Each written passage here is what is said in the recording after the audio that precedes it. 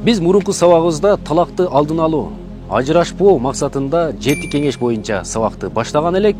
Биринчи жана экинчи сабагыбыз чыккан, аны көргөн болсоңуз, үчүнчүсүнө келдиңиз. Анда эмесе үчүнчү кеңеш. Дайыма аял болсун, эркек болсун, өзүнүн карама-каршысындагы сүйгөнүн же болбосо өзүнүн жарын, жакшы касиетин жана жакшы кулк мүнөзүн көрө билүү.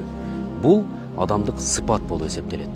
Мисалы, аял менен эркек киши бири-биринин жакшы жагын көрбөй турган болсо, билип коюңуз, тез эле талак маселеси айтылып, тез эле ажырашууга бет аласыз. Ошол себептүү кайсыл бир инсандан бир кемчилик көрүп калган болсо, билип коюңуз, анын башка дагы бир жакшы сыпаттары бар, оң тараптары бар.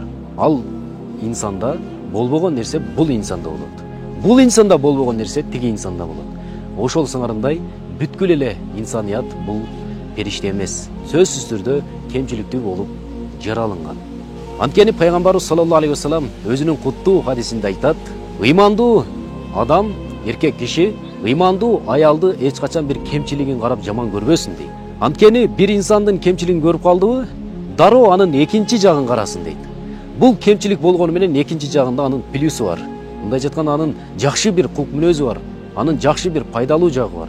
Ошол жагын карасындагы, ошол сапатынын карасындагы, ошол сапаты менен ал инсанды жакшы көрсүн дейт.